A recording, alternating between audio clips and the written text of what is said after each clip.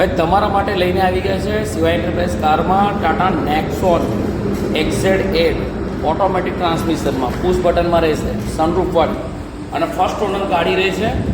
અને પ્રાઇસની વાત કરીએ તો આપણું પ્રાઇસ એનું રાખ્યું છે 8.5 લાખ રૂપિયા.